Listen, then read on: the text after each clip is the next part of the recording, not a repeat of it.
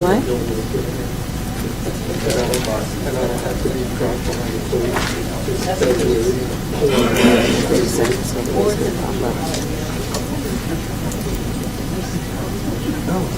is really interesting to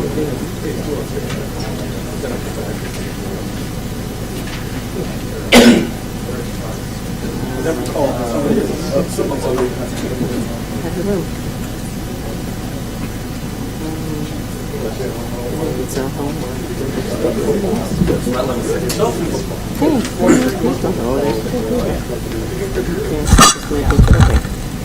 I'm making sure anyway to see the mirror pop up again. Okay, thank you. All right. Bye.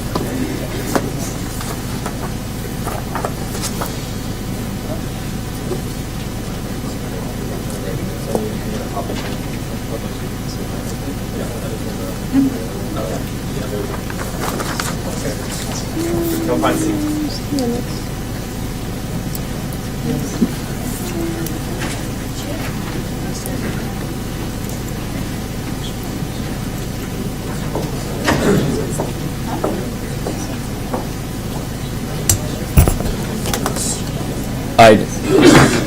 Miss Bjork, Mrs. Jones, did you need to sign up real quick? No? Mrs. Jones? Maybe. Well, I'm going to have to call you to the front of the room. We're about to get started. I can call you up later if you'd like. No, you can come now. Come now.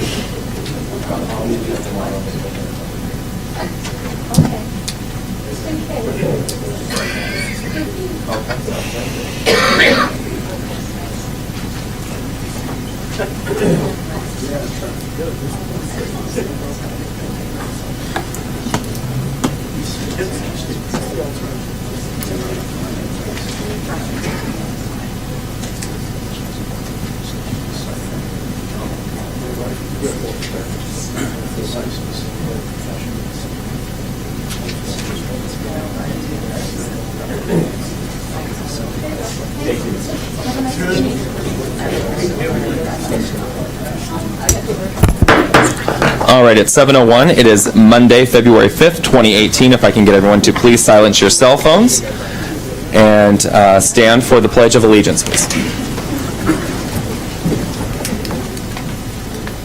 I pledge allegiance to the flag of the United States of America and to the republic for which it stands, one nation, under God, indivisible, with liberty and justice for all. Thank you. I guess I should have checked with you first. Mrs. Anderson, are you ready? Okay. The video on. You can go ahead and take the roll, please. Councilmember Graham? Here. Councilmember Rounds? Councilmember Plaza? Here. Councilmember Chapman? Here. Councilmember Humbert? Here. Councilmember Fredericks? Here. Councilmember Jacobs? Here. All right. The chair will accept a motion to excuse Mrs. Rounds this evening. She did call ahead and say she would not be here. Move to excuse. Second. Moved by Councilmember Humberg, seconded by Councilmember Fredericks. Will clerk please take the vote to excuse Councilmember Rounds? Councilmember Fredericks? Aye. Councilmember Graham? Aye. Councilmember Jacobs? Aye. Councilmember Chapman? Aye. Councilmember Plaza? Aye. Councilmember Humbert? Aye. All right. Councilmember Rounds has been excused. Moving on to presentations this evening, we have Mr. Fashing with the COG this evening to speak on economic development. And I'll call you up now. Welcome. Thank you. Appreciate it. Mayor, members of council, appreciate the opportunity to be here. This will be new to some of you, but very old to one or two of you. Here to talk about the Economic Development District serving Cowlitz and Wahkiakum counties. The COG has had a long history dealing with economic development districts since 1989, I believe. We were part of a district with Lewis and Cowlitz counties. The intent of the district is to do long-term planning for economic development. By having a district in the region, we're open to U.S. Department of Commerce Economic Development Administration funds that we wouldn't ordinarily be eligible for. This program is specifically for communities that are economically disadvantaged according to the Economic Development Administration, which Cowlitz and Wahkiakum both do fit under. So it's a long history that we've been doing this. In 2017, as we were trying to expand the district to include Wahkiakum County, a few things went awry, and Lewis County decided that it was time to go their own direction, and the Economic Development Administration terminated the old district, and we are now working to create a new district with just Wahkiakum County and Cowlitz County and the entities within. We are going around talking to all the city councils, county commissioners, and anyone else who wants to potentially sign on the line to answer questions and provide a little bit of information. You have a resolution in front of you tonight, later, that I would encourage you and would appreciate your support of that resolution supporting the Economic Development District and the long-term planning efforts to continue under the COG's leadership. Over the last decade or so, I believe Woodland has gotten a couple of different economic development grants, $1.6 million or $7 or something in that range, I believe, has come into the community through this program. Woodland has been a strong player in the Economic Development District over the years, and I would look forward to that in the future. We have held 6 public meetings over the last couple months seeking input on the Economic Development District. We held one here, and I can't remember, there were 8 or 10 folks here, I believe. And we're in process of developing what's called the Comprehensive Economic Development Strategy for the region. We hope to have the COG board approve that in March or April. We'll send that off to the Economic Development Administration, hopefully for approval, to begin receiving planning grant funds starting July 1st, 2018, and they're on a July 30th year every year. So we'll continue those planning dollars in the future. The other one notable thing, this has been real good for the region. In addition to a couple projects here in Woodland, we also got about $1 million for Lower Columbia College a couple years back to help put in equipment and facilities in their new health sciences building. So it has been, I think, a very positive thing for the entire region and the residents within. So I could ramble on, but I'll stop there. I know you have a full agenda, I think, tonight. So They were all here for you, Mr. Fowler. yes, I'm sure they were. And they were wowed, I'm sure. So with that, I'd be glad to answer any questions you might have. And Is this something we need to vote on? I think it's later in the agenda, but I don't see any resolution. Is it coming at the next meeting? Right, we had. My mistake, sorry about that. What's that? We had a plan for the next Okay, that's- presentation tonight. not a problem. I'll be back next time. Okay. No, we're trying to switch things up a little bit, give information so they can digest it and then come back and instead of That's hitting them all probably at good once. policy. I'm not going to complain. Thank you. All right. Any other questions for? I might listen to your complaints on Saturday. Okay. We're looking forward to it. Yes. I'm looking forward to Saturday, and I probably won't be complaining Saturday either, but anyway. Any other thoughts, questions? And if anyone has detailed questions, I'd love to get with new council members at some point and share a little bit of information about the COG and what we're doing at your convenience. So don't hesitate to call, and I'll run up and visit with you at your convenience. Mr. Fashion came and uploaded me not long into 2016. It was very beneficial, so I encourage those that haven't had an opportunity to sit down with him to do that. And any of the other council members I've met before, but would be glad to do that with you as well. So And Absolutely. he has lots of good information, so don't hesitate to do it. We put together a trifold that tells you all about it, what it Oh, looks yeah. like, what happens, so. usually she says I'm full of it, but that's... Sorry. All right, that's all right. Thank you, Mr. Fashion. Thank you. Thanks for coming down tonight. All right, so moving on for citizen communications for items not on the agenda. Ms. Evans.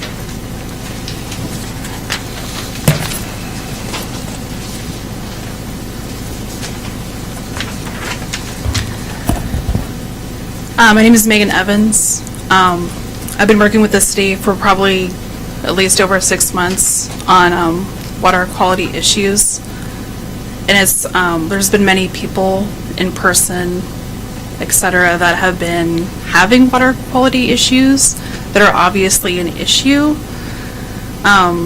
Just to give you a little background about myself, I have an environmental degree from Western Washington University. When I first moved to Woodland, I noticed the water smelled pretty much like bleach, had a really funny taste to it. I've lived various places. I've never had this issue. I've lived in probably, at least 5 or more cities. So, for instance, when I would take a shower, my eyes would pretty much be bloodshot red when I came out. My skin would be really dry, and chlorine is known to be a skin irritant and also an eye irritant. And I even tried, putting a filter on my shower head, which didn't really work. I still have the same issues. I pretty much tried everything. I tried allergy medications. I tried eye drops. I ultimately went to the doctor, and he gave me prescription eye drops, and they didn't work. So what I decided to do was I put goggles, swimming goggles, while I used the shower, and it honestly made my eyes a lot better. So in my opinion, and no, I'm not a doctor or anything like that, but there's obviously a correlation when I'm using goggles in this, in the shower, and my eyes seem to be better. I still have issues with it, but it's definitely not as bad. They aren't bloodshot to the point where people think that I'm crying. So later on, the city came to my house and reported that my chlorine residual is 0.7, which, just in my opinion, is really high. I later called the city of Bellingham and spoke to a treatment employee, and he said, in his opinion, that it was high. Just for comparison's sake, the amount of chlorine in a swimming pool is between 1 and 3. So 0.7 is pretty close to 1. And if you're in a swimming pool, well, you're not going to drink that water. It's obviously going to make you sick. The average in free chlorine residual in the city of Bellingham is 0.46 ppm. And most municipalities have a free chlorine range of 0.2 to 0.5 ppm coming from resident homes. My home, so far as what the city said to me, was towards the end of the distribution system. So what I'm wondering is, the homes that are closer to it, what is their chlorine residual range? In addition, the World Health Organization recommends that the optimum chlorine residual in a water supply be between 0.2 and 0.5. Another area of concern for me is the high amount of disinfection byproducts compared to other municipalities, which are much lower. The contaminants contained in Woodland's water were above the health guideline according to the California Office of Environmental Health Hazards. And I have handouts if you want to see them. That'll list all the contaminants if you want to look at it. And all of these disinfection byproducts are known to be carcinogens, which means that they will cause cancer over time. And humans are exposed to these disinfection byproducts through drinking water and oral, dermal, and inhalation contact with chlorinated water. In populations who take hot showers or baths, inhalation and skin absorption in the shower accounts for more exposure to THMs than drinking water. I mean, honestly, most people in this city don't drink the water, they drink bottled water.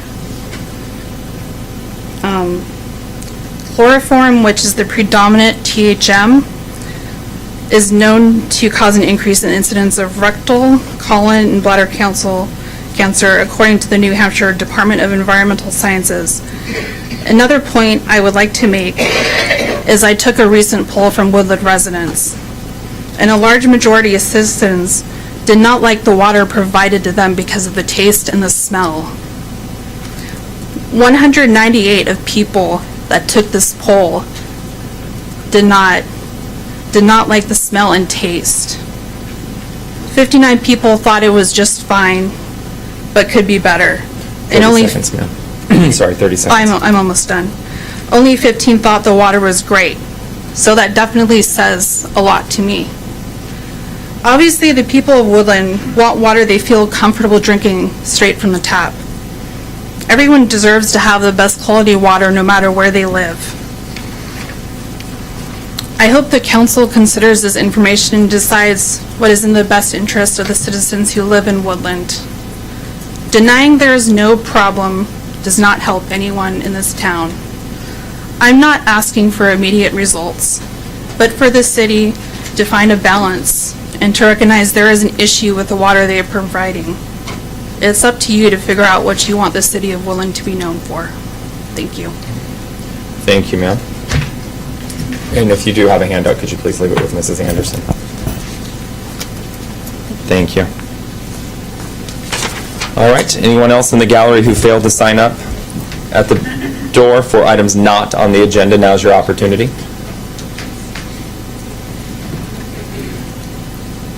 All right. Moving on to items on the agenda, I believe that there may have been some wrong sign-up sheets here. I've got, if you are here to speak on the public hearing and failed to do so on the public hearing sheet, I'm going to go down the list right now and switch you over to the other sheet.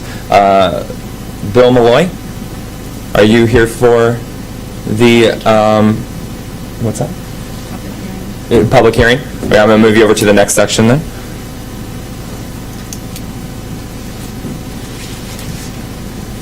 Ms. Frederickson? Yes, just for the hearing, yes. Hearing, okay.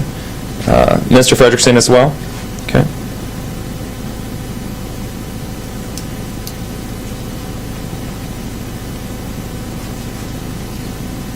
Tom Frederickson? Yeah. Okay. Jim Stock? Yeah. Public hearing?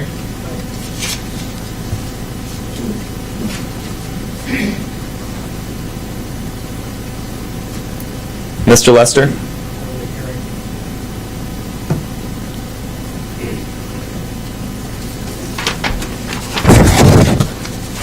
Mr. Perry? Public hearing.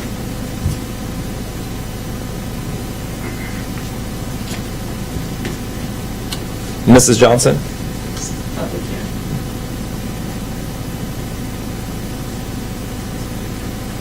Mr. Rowe? Public hearing.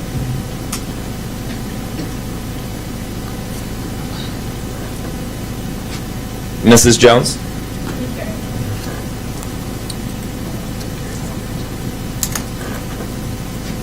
All right. For items on the agenda, is there anyone in the gallery who failed to sign up at the door? All right.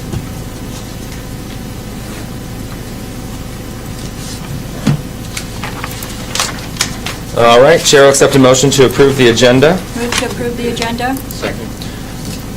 Moved by Councilmember Humberg, seconded by Councilmember Plaza. Will the clerk please take the vote? Councilmember Frederick? Aye. Councilmember Chapman? Aye. Councilmember Jacobs? Aye. Councilmember Plaza? Aye. Councilmember Graham? Aye. Councilmember Humbert? Aye. All right, the agenda's been approved.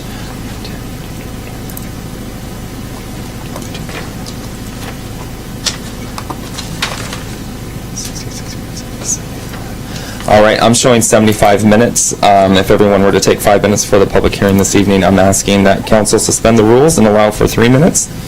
Move to suspend the rules and limit discussion to 3 minutes per speaker. Second? Moved by Councilmember Frederick, seconded by Councilmember Humberg. Will the clerk please take the vote?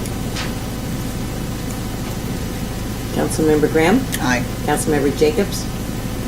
Aye. Councilmember Frederick? Aye. Councilmember Humbert? Aye. Councilmember Chapman? Aye. Councilmember Plaza? All right, the rules have been suspended to allow for 3 minutes per party at the podium. Before we move into a public hearing, I'd like to read something.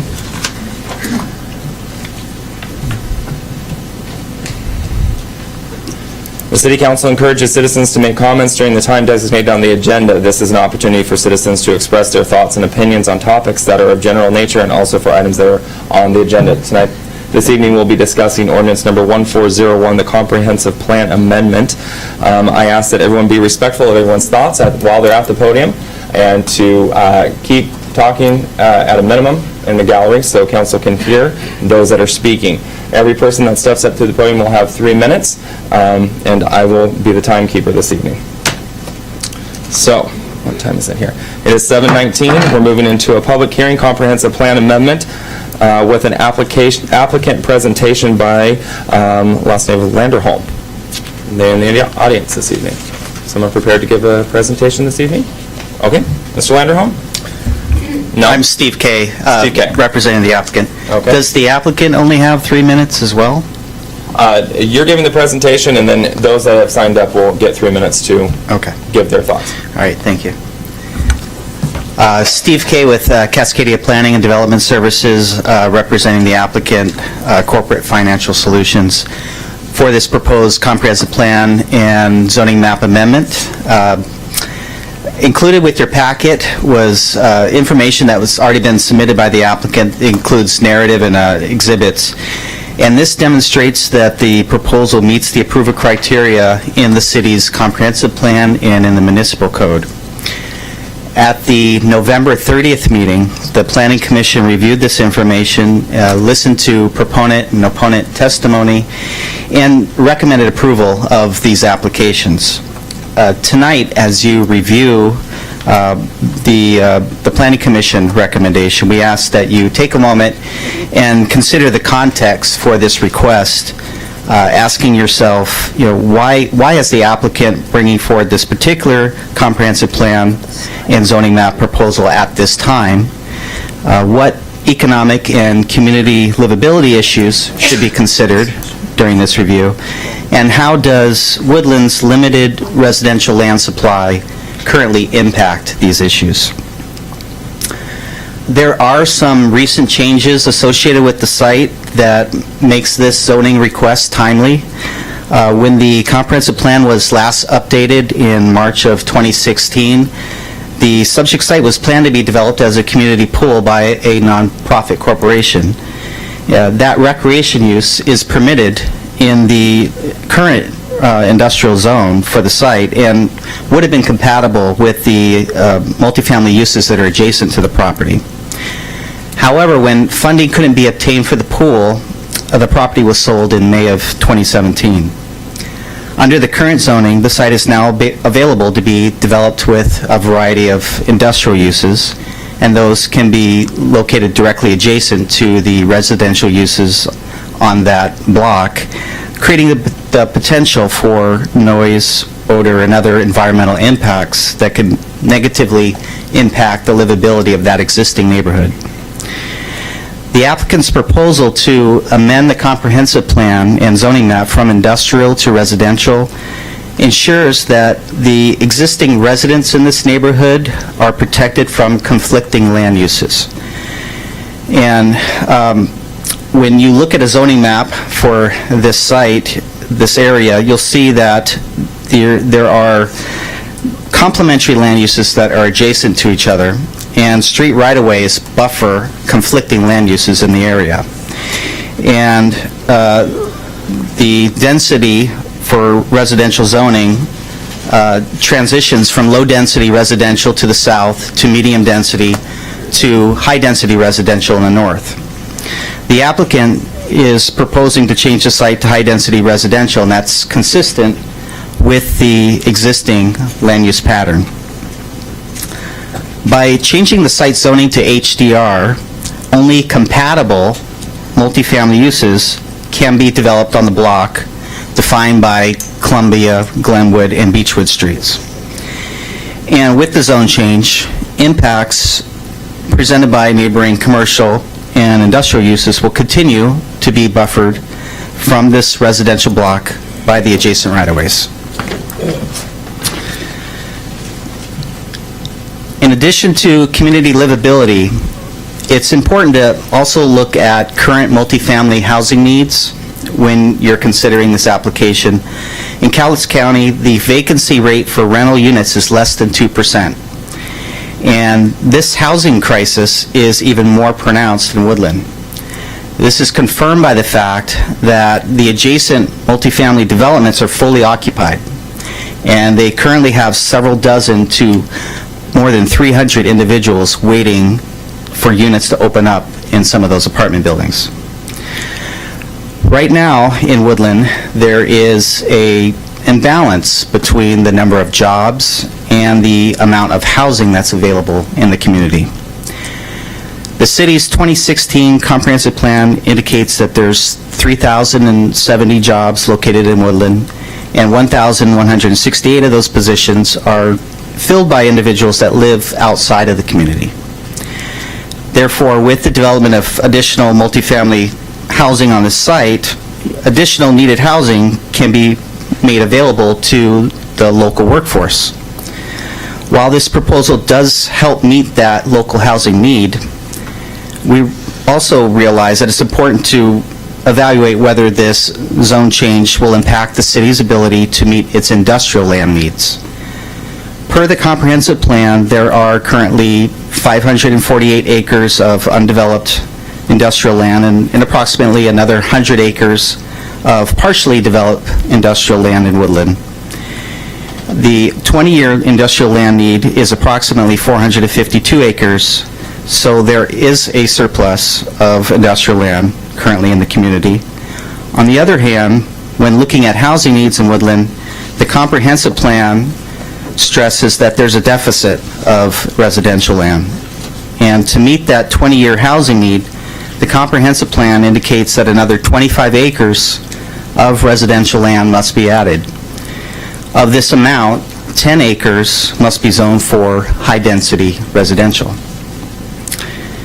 As stated by the applicant in the submitted materials, the project vision is to develop quality workforce housing. That's moderately priced for Woodland's middle-class citizens. While the comprehensive plan does confirm that there's a shortage of multifamily land, the plan does underrepresent that need because it does not take into account the environmental constraints that impact the remaining land supply. The available multifamily land that's located south of Lewis River Road and at the Lewis River Green Mountain Road intersection is impacted by the 100-year floodplain and wetlands. And due to the high development costs for those properties, it is unfeasible to develop moderately priced multifamily housing on those alternative sites.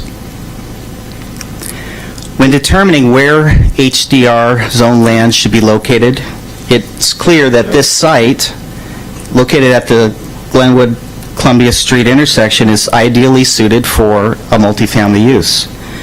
The property is located outside of the 100-year floodplain. It's not encumbered by wetlands or other environmental constraints. The property is fully served by utilities, and the adjacent transportation system meets city standards.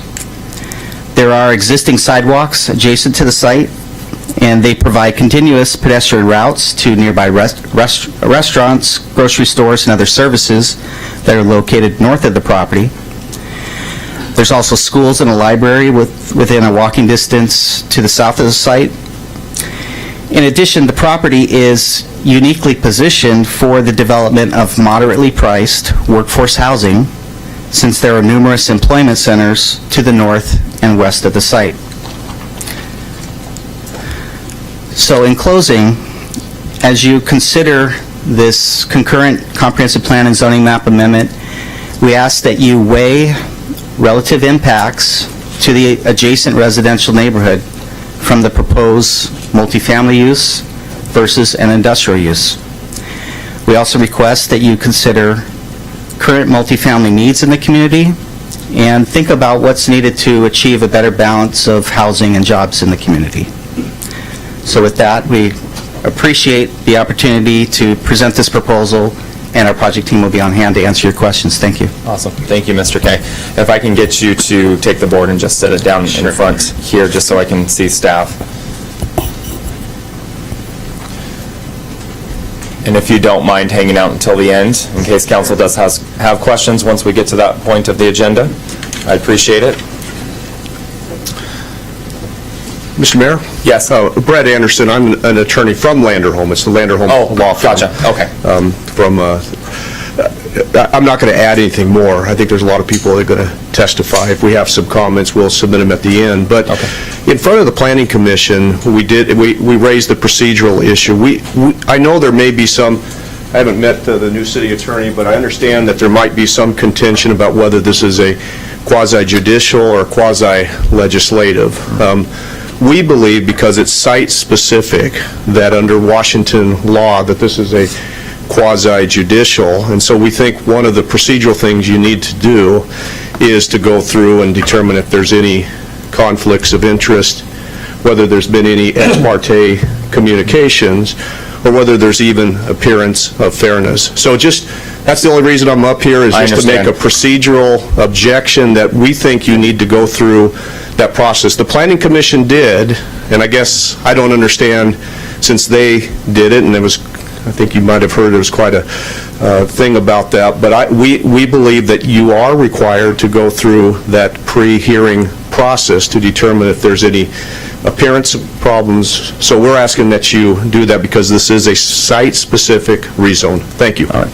Your objection has been noted and on the record. We have had this discussion behind the scenes, and we politely disagree with you on that, and we believe this is a judicial matter. Did you want me to explain, Mr. Mayor? Yes, please. Go ahead, Mr. Randolph. Yeah, so the purpose of tonight is only to look at the comp plan change.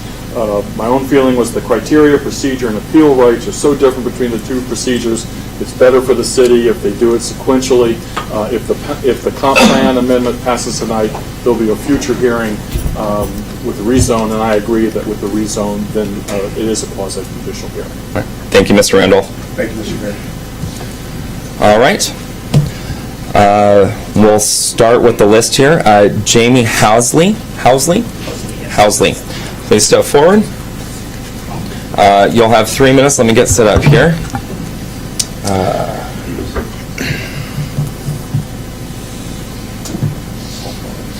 And I just need you to state your name and your address for the record, please. Certainly, Mayor Finn, for the record, Jamie Housley, Jordan Remus, 1499 Southeast Tech Center Place, Suite 380, Vancouver, Washington, 98683.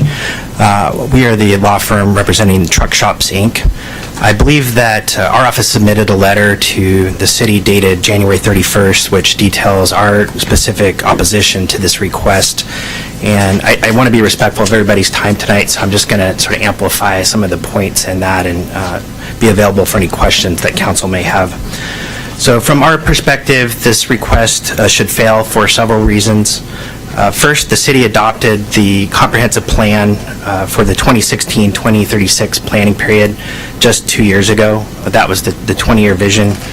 I do agree with a lot of the points that the applicant's representative raised in terms of issues with middle housing in our region. In fact, I'm speaking on it in 2 weeks down in Portland about this issue.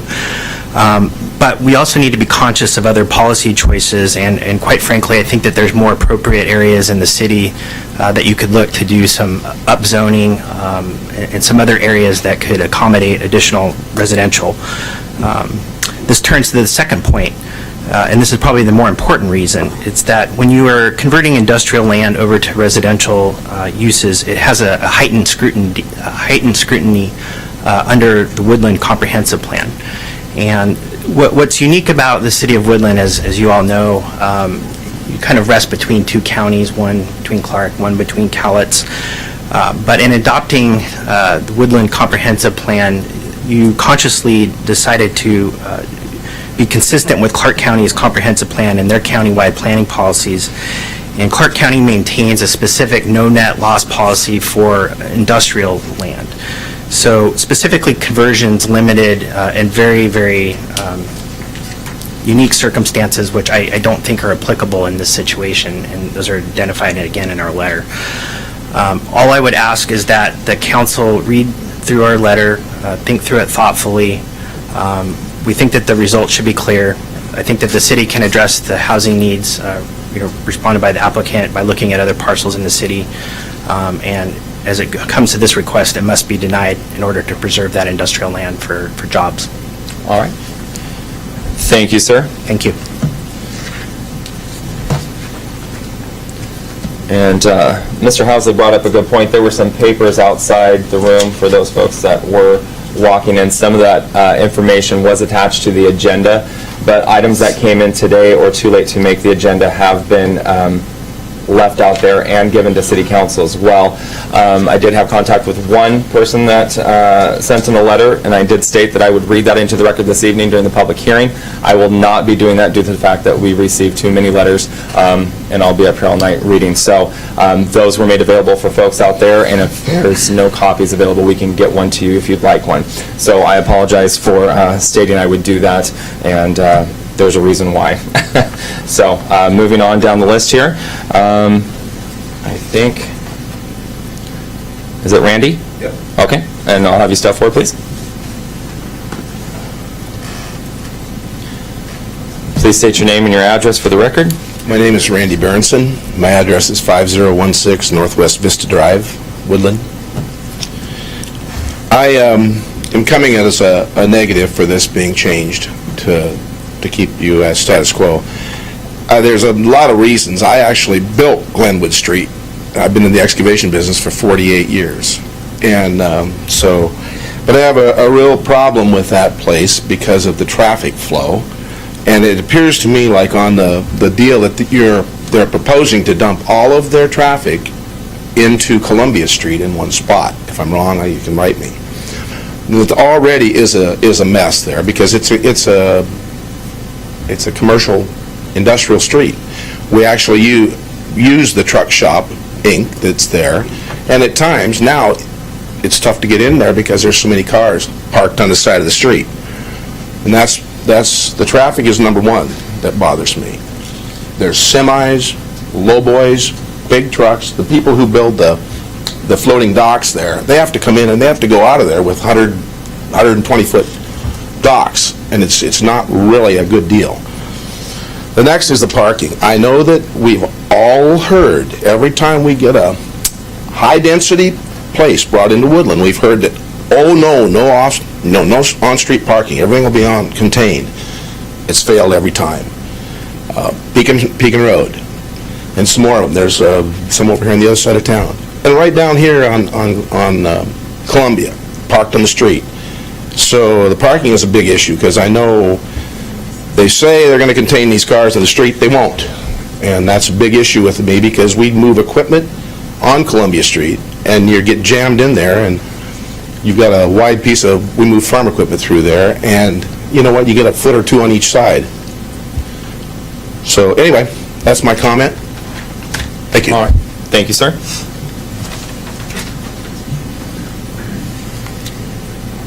Mr. Kay, did you want to go again, or? I can wait till the end if you want to. Okay. No. That sounds good. Not Okay. right now. All right. Mr. Rowe.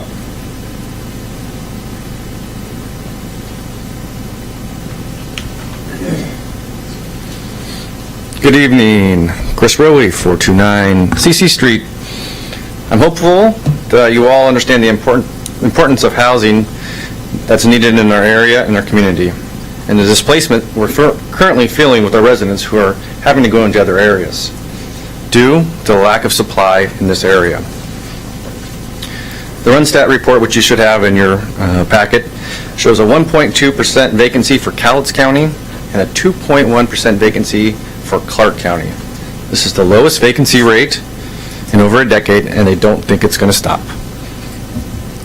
Last year when we surveyed the larger apartments in Woodland, we found that there was just one single unit available for rent out of about 100. We all want more jobs in Woodland, but we need housing to attract them, kind of the chicken and the egg thing. If employers look at the housing available to their employees and see what's available in Woodland, I fear they'll go elsewhere. The goal is for the employees to spend their money that they make at these great jobs in town to keep the economic benefits here in town of Woodland. Traffic questions have been brought up before. There's a professional, if you'll see in your packet, who did a traffic analysis and said there would be no real impact on the roads. The street parking that's been brought up as an issue, so it's something that the applicant can't control. It's something that the city can't control if deemed an issue down the road by, 1 hour parking, 3 hour parking, etc. Help that. There's hundreds of acres available of industrial land. You can drive down most streets. You can see the port has some, lots of brokers have some, individuals have some that all want to sell. The hard part is this site's only 2 acres. It's not a huge site for, big company to come in and do something there. You're mostly looking at 5 acres and larger. I personally know friends and families in Woodland that have had to go to northern cities because they just A, couldn't afford it, and B, there wasn't anything there.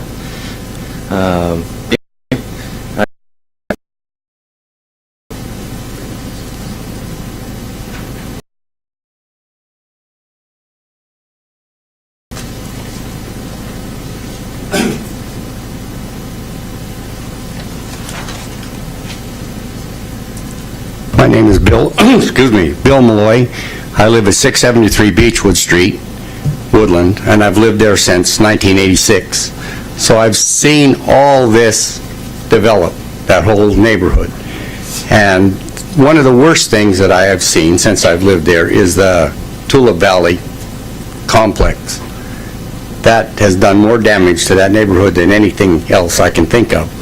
But like was said a few minutes ago about what we like to call Lake Columbia, in front of where they want to dump all this traffic, if you think 75 cars and a car and a half per family, that's what, 140, 135 cars. That will not carry that much traffic. You can't get off Columbia onto Pacific now. There's just, the infrastructure is not there. This land is ready to put to work. It would take nothing to build a business in that lot. The structure they're talking about building is going to have 40-foot walls. That's going to completely encase the houses that are on Beechwood Street and the apartment buildings that are on the other side. There's going to be no sun coming, that they'll completely close them off. The traffic, you can count the cars. There's 8, 10, 12 cars on Glenwood now that come from the house, from the apartments that are there now. And they're there constantly. These people can't get by. We stop for trucks there all the time, let them go. They talk about shopping. If you go to Safeways and you walk, we've all done that, we've all gone down Glenwood, there's no crosswalks in Glenwood. To legally cross the street, they have to go to the corner, or the corner on Glenwood and Columbia. And then they would have to walk in front of the truck shop all the way down for another block before they get to safe sidewalks to walk on. So there's no place to get through there. There's absolutely nowhere in that neighborhood for kids to play. There's no parks. The closest one is the high school, and about half of that has no sidewalks. They walk in the street constantly. This is a bomb waiting to explode. It's just not, it's not feasible. We need jobs here. If you talk about people and jobs, if you took a poll, I would be willing to bet that there are lots of families that live here and work in Vancouver, and that's the way they prefer it, because Woodland was cheaper than Vancouver. Vancouver got too expensive. They couldn't live there, so they moved here. But where do they do their shopping, their clothes shopping? They do it in Vancouver and bring it home. They don't do it here. It doesn't help the community at all. Thank you, Mr. Malloy.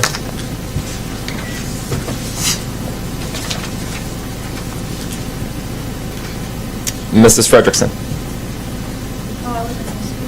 Oh, you're not speaking? Okay. Mr. Frederickson? Not at this time. Okay. Mr. Frederickson? No, yeah. Okay.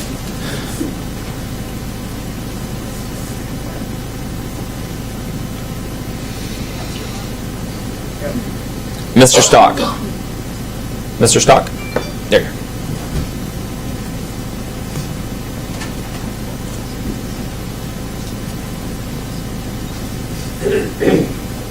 Good evening.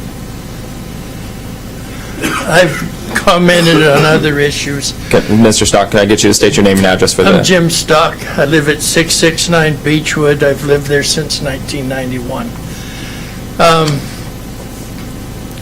I've mentioned other issues in the past, but one I wanted to talk about tonight, Randy and Bill each have kind of mentioned on it, and that is the parking along Glenwood Street. And the supposed 1.5 cars per household in that 75-unit complex. If you look at the parking on Glenwood now from the existing complex, you're going to see that there's a lot more than 1.5. One of the duplex units that's fronting that complex, the one that happens to be right across from my driveway, they have 7 vehicles and only 3 people in the unit. Another lady, 1 unit down, 3 vehicles, and she's the only person. It is inconceivable to admit to 1.5 vehicles in that complex. It just doesn't work out. And another fella here behind me mentioned that the parking is an issue down the way. And if need be, we can have 1 hour or 3 hour controlled parking. What does it matter if that street is filled all the time, whether those are metered spots or not? The parking is still full. And the kids coming out to cross that street are going to be coming out between parked cars, both sides of the street. It's an accident waiting for a place to happen. And what's more important, this particular housing unit or the health and welfare of our people? That's what we're about. There's other places to build. Don't need to build on such a dangerous location. That's my point. Thank you, sir.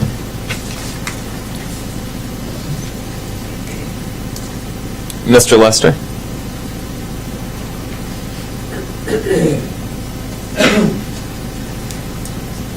Dave Lester, 1333 Glenwood Street. I think you've all got a copy of the Burgess letter that I sent, and I would hope you would read it and think about it.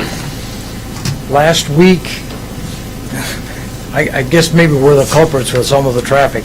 Last week, we had no less than 12 trucks, full-size trucks, some of them with 90-foot gangways on them, come in and out of our plant. We also had another 8, at least 8 delivery trucks that delivered products to us. So, yes, there's a lot of congestion. I'm afraid we might be one of the contributors, but we also provide a little over 35 jobs to people that, some of which live in town and some which live in other areas. Thank you. Thank you, Mr. Lester. Mr. Perry?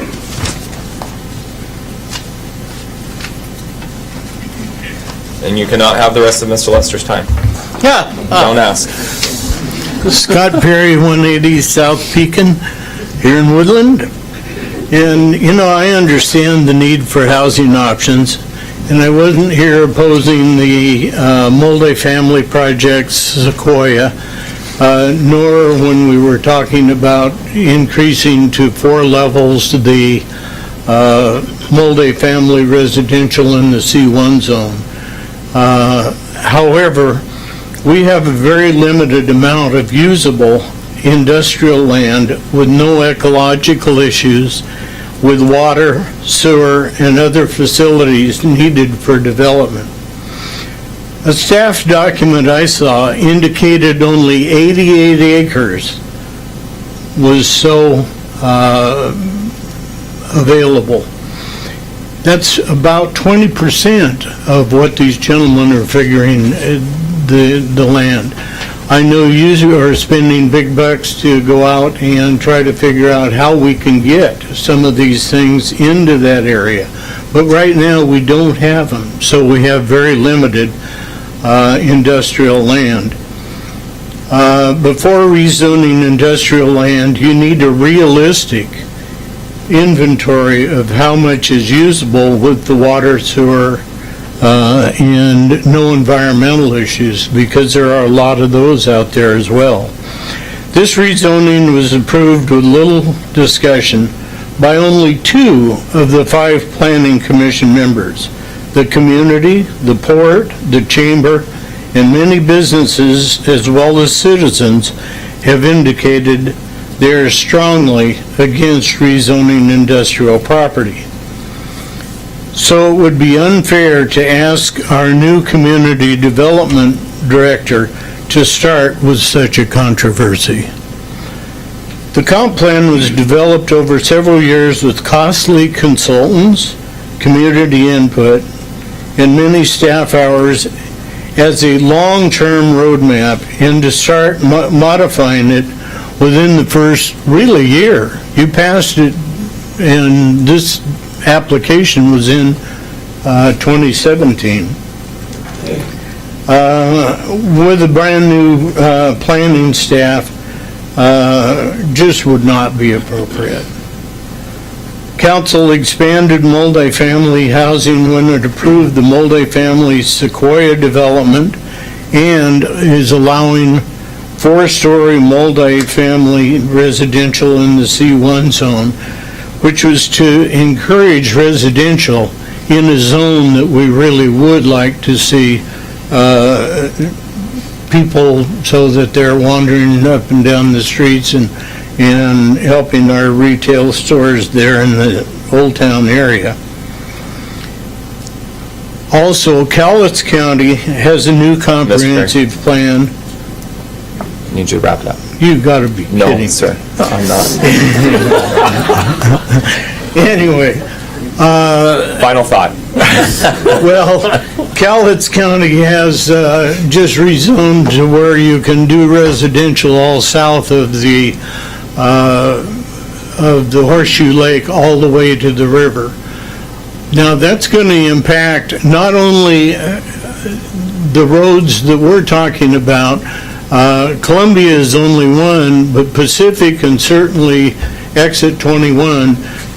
If you get your development at your 4-level departments, as we're talking, well, I got a lot more. I know you do, Mr. Perry, but I'm gonna have to, if I let you go, I gotta let them all go. Okay. I gotta keep it fair.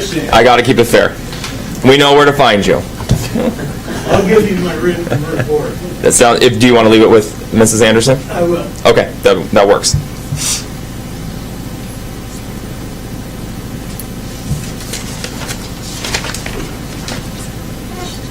Mrs. Johnson.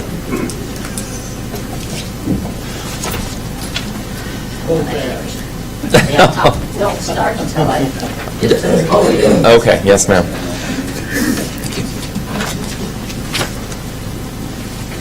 Thank you.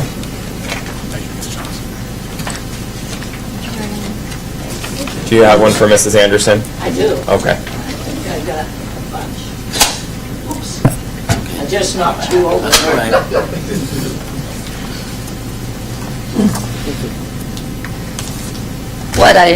Darlene Johnson, 1776 Sherman Way and P.O. Box 1808, Woodland, Washington.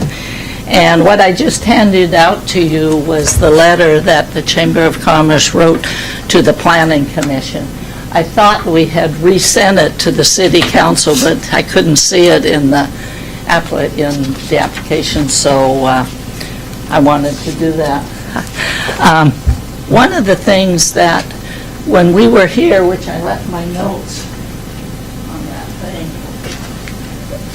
Watching the council minutes.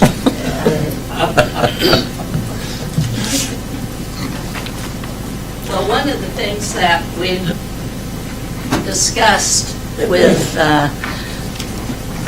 when we were at the Planning Commission was that, you know, you really have to have something significantly happen for you to actually look at changing the comprehensive plan. And because of that, I was looking at the comprehensive plan that the city just had recently done within, as Scott said, not very far from the time that they put in their application. And it rated what the citizens of Woodland, which you PRPro represent, the citizens of Woodland, what they wanted. The very top thing that they wanted was new businesses and employment procedure. Then the next is commercial services. It goes on down. There's 1, 2, 3, 4, 5, 6, 7, 8, 9 items that the people wanted. And it's all in the comprehensive plan. The very last item was more housing. I heard the applicants say, well, this is economically feasible for me to develop.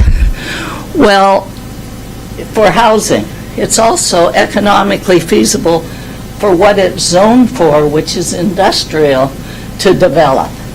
And if we, as a city, just allow somebody to come in and change our zoning because I have a cheaper piece of land here that is all ready to go, we haven't done any planning at all. And you're still not looking at what the people of Woodland have told you they want.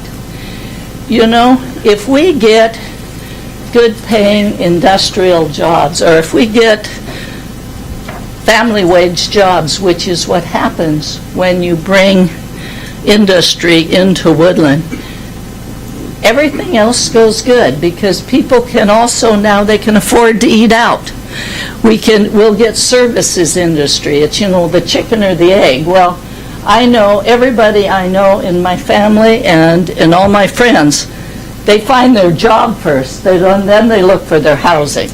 They don't do it the other way down. They don't say, I want to live here, so I'm going to live here, and now I'm going to look for a job. We need to have the jobs, and when you decide to take industrial land out in order to build housing because somebody wants a cheaper piece of land to build 75 to 76 units. Anyway, I don't think you have any reason that is legal for you to change the comprehensive plan, because unless you can tell me what is drastically different today than when we made this plan, you're on no basis for changing it. Thank you, Mrs. Johnson.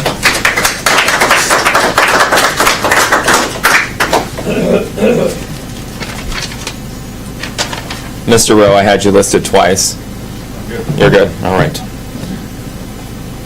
Mrs. Jones, I think I've got, did I list you twice, or is that on a different one? I'm done. Okay. Done. All right, that comes to the end of the list. Is there anyone else in the gallery that would like to step forward now who failed to sign up at the beginning of the meeting? Now's your opportunity.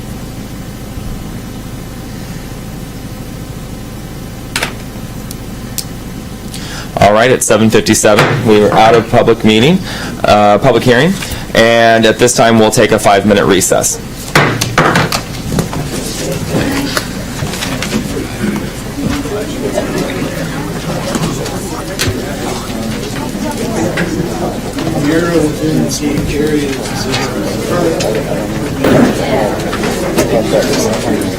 The council? Anyone? I have no report. No report. Ms. Humberg. Okay, well, I attended lots of meetings like I always do, but I'm not going to talk about all of them. Okay. I did judge the FBLA on Friday. It is amazing. Our kids in our schools are exciting, to say the least. It's I've done this for a couple of years now, and it's truly amazing. Makes me happy that I'm part of this community. Good. Also judged the Really hard to hear you. Is your microphone on? yeah, it's on. Keep talking. Okay. I also judged the girls for the Planters Day Princesses, and those 8 girls were all about our community and wanting to be in our community, so that was pretty exciting as well. I feel very lucky to live in such a community where the kids are so about what we're doing. That's all I'm going to share. That's all you're going to share. All right. Thank you, Ms. Humber. Anyone else? All right. Moving on to reports of standing committees. 2018 schedule of committee meetings has been posted. Is that correct? Yes. Okay. I see a link here. So, and then also moving on to Public Works. Who is the chair of Public Works at this point? We don't have one, and Ms. Coleman was going to Where'd she go? present. I don't know where she went. All right, we'll come back to her. Finance and General Government, chair of that committee? I am still doing that. Okay, Committee Mr. met Fredericks. on January 8th. Our next meeting is scheduled for February 12th at 5:30. We reviewed basic financial reports, leak adjustments, utility bill comparison reports. Also received a small refund from the AWC Retro program. And we discussed and recommended approval of the city attorney contract. That was passed by the council. And we have agreed with staff that by June of 2018, we will have a fee resolution for that committee to be able to consider. I do believe And that. that's I it. did hear that. Those are the only two items, or the only two items that we discussed were, as far as action that was required, was the city attorney contract and to establish who the chair of the committee was going to be. Okay. And, all right, we're going back up to the Public Works Committee. Ms. Coleman? Yes. There's no chair for your committee at this time? Or yet? No. Okay. Is there, so who's going to report on the committee? Did you guys have a meeting tonight? I can report on the meetings. Okay, go ahead, please. What we went over was, we'll start out with our water. We have a water treatment plant position that we advertised for, and we had applicants that we offered the job to, two separate applicants, and they turned down the job. So we're going to have to go out again for advertisement, which we just did, and we have another qualified applicant that we will be interviewing. Was there, can I ask a question? What was the reasoning behind them declining? Salary. Gotcha. On both, and we were offering the maximum Too much? salary. We're offering too much? Okay, just checking, all right. So, the salary was the reasoning at the top end was too low. Then, another item that we have is in our streets. I did meet with Washington State Department of Transportation and in regards to Exit 21, the feasibility study. And we received the numbers, the traffic count numbers from them. And so I've asked the state to go back and review two options for us, so we can work with consultants to present that to council in the future for some ideas of how we can improve the traffic flow of Exit 21. And I've been working with the port in regards to the industrial area feasibility study. So we're working on that right now. I said that because we just had email go back and forth today. I apologize for that. The CDGB grant, I'm going to a meeting on Monday. We have submitted for grant dollars there, and I'm going to a meeting Monday to look at some other individuals who apply for grants. It's a voting process, and then the 22nd of January, we'll be coming out and visiting the city of Woodland to look at our dollars that we have submitted for in our project, and so we'll be presenting on that on the 22nd. In regards to our facilities, the fire station project is moving along not as quickly as we had hoped. We're hoping to have the tap-out system installed, I would say, within a month's time, we're hoping. We just received a bid back yesterday.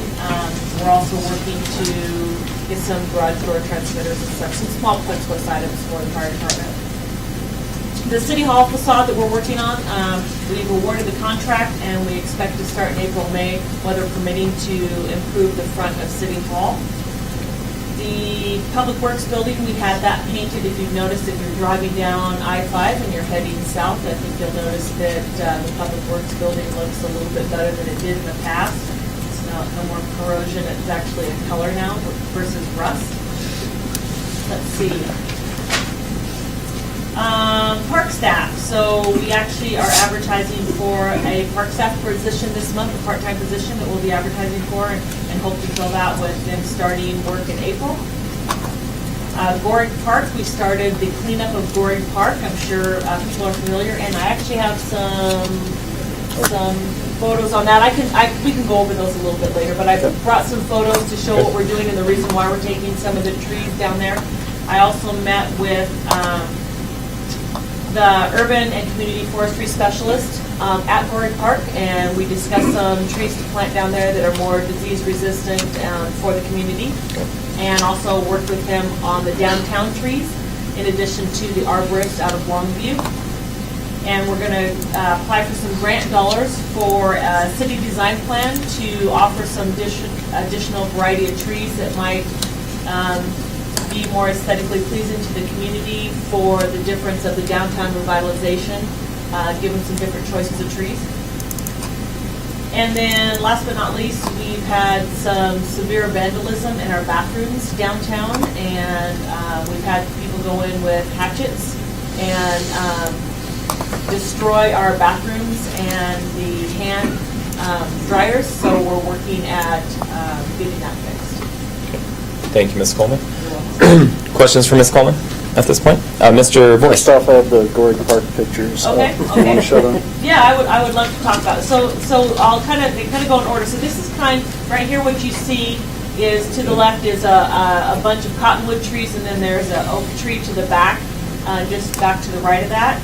And so, as I said, I went down, I walked the property, and then I brought in the urban and community forestry specialist to kind of walk it with me and talk about what can we do. I deemed a lot of the trees to be unhealthy and a hazard and unsafe for the community. And so I made a judgment call and asked for certain trees to be cut down. And so the next photos are going to show kind of what we saw in the trees. So as you can see, this is the center of the tree where there's an entire crack through it, and these are tall cottonwood trees, and so they get to sway in the wind, and you can hear them cracking as you're down there, so you can see the rot that's in the trees as we cut them down. There's a lot of disease in the trees. You can go ahead and go down again. And then you can see here where you can start to see the rings are deteriorating and the excessive moss. They're basically dead trees that we're taking out there that are a hazard. Go down again. And here is one particular, you can see the rot in the middle of the limb. So this one was right up next to, it was about 80 feet away from the water. It was a limb that was going over where they're going to access the boat ramp. It was hanging over, and if you go to the next, you can see that's the entire limb covered with ivy, and you can see how the center was rotted out. So we took the limbs off that were rotten that were hanging over the area for danger to fall on top of somebody and kids climbing up in that area. And then here is another tree that, it looks great in a photo, but if you go to the next picture, that was the center of the tree. So, you know, the trees that we're taking out are diseased, they're rotten, they're a hazard to the community, and so that's why I wanted them out, because we're going to start to open up the park again, utilize the park. We want to clean up the old diseased trees, and we're going to plant some additional trees within that park. But we've had a lot of community calling saying, why are you taking the trees down? Well, this is the reason why we are taking the trees down, because they're not safe for the community as a whole. And I think that might be the last one. Oh, no, I had another one, just another one there, a random one in there for you. So that's kind of what we're doing, and please realize that we don't have any irrigation down there at the park, with the exception of the river itself. And so we'll probably be utilizing tree gators, which are bags for trees, for the irrigation when we install the trees. Okay. Perfect. Thank you. Oh, what's the anticipated opening date for that? So everybody knows. That's a really good question. Put you on the spot. So my particular goal, I would like to have it open within 2 months. Okay. Because fishing season is coming up, and we're working with the Northwest Stillheaders, canoeing, kayaking, and we want to have the park open then. But we're working with the Northwest Stillheaders, so we're hoping the following month, we need to get this cleaned up first before they can come in and start working on it. And then also we're going to be using a brush hog in the area to cut down some of the debris that's in the area for some different reasons. Okay. And then I had one other thing to talk about, and I apologize. I wanted to let you know as well that we, in our streets, we had our crew go out and peruse the streets within the city. We found 18 streets that had potholes, and we repaired them all last week. Awesome. Thank you very much. Appreciate that. Great update. All right, questions for Ms. Coleman? Just got a question real quick. Yes, Mr. Plaza. FYI for myself, basically, but on the two people that turned down the positions due to salary, was the salary range listed in the announcement? Did they know what they were getting into? The salary range was listed in the announcement, correct? And they were probably leaning, well, I was told specifically they were leaning toward the high end, and we did offer the high end of the salary. I think they were hoping that we'd be able to negotiate it, but we can't Correct. due to the fact that it's the pay grade 5 level of the union contract, and we can't go beyond the 5. Right, okay, yeah, that's all. Okay, perfect. Thank you, Mr. Plaza. All right, moving on to public safety. Who's chairing that committee at this time? That would be me. Okay, Ms. Humbert. We met with the new group for the first time, and Homeland Security Region 4 Mutual Aid Agreement was terminated because it's no longer needed. The Callis 911 charter, there was some information given. The details of the potential charter are very complex, but we just kind of went over the highlights of what's going on. CCVFD, Chief Jackson discussed the EMS Interlocal Cooperation Agreement with Clark County, providing an update on the status of the agreement. There wasn't any action necessary on that one. Woodland Police Department update and vehicle purchase. Chief Kelly provided an update on the progress of the hiring process for 2 new lateral applicants. Kelly informed the committee one applicant had been disqualified due to an expiration of his certificates, which would force the department to cover the cost of a full CJTC Basic Academy class. Kelly said he anticipates the background investigation for the current applicant to be completed within 2 weeks, and then the applicant would move forward. So that's kind of exciting stuff. And the meeting was adjourned at 5:37. Our next meeting is Tuesday, February 20th at 4:30. Awesome. Questions for Ms. Humbert? All right, Human Resources. Who's the chair of that committee at this time? Mr. Fred, are you? Well, no. Oh, okay. Actually, Councilmember Rounds and I were in attendance. Mr. Jacobs had something that he could not attend the meeting, and so... You nominated him? We nominated Mr. Jacobs to serve as the chair. However, we may be reviewing that, because I'm not sure it's going to work with Mr. Jacobs, but we'll talk about that at our next meeting. Okay. I talked a lot, but I didn't take notes, and so I'm going to defer to Mr. Boyce. Sure. So it was the new group that was together. Mr. Jacobs had served on the previous HR committee. So we were just attempting to talk about where we want to go this year with the committee. The item that garnered the most discussion was the exempt employees' salary plan. We talked about the information that had already been put together, how we might use that, and how we might supplement additional information to move forward. We also talked about, or not a lot of discussion, but mentioned that, for instance, the state passed new sick leave standards that will affect the city and could require us to amend the HR policy.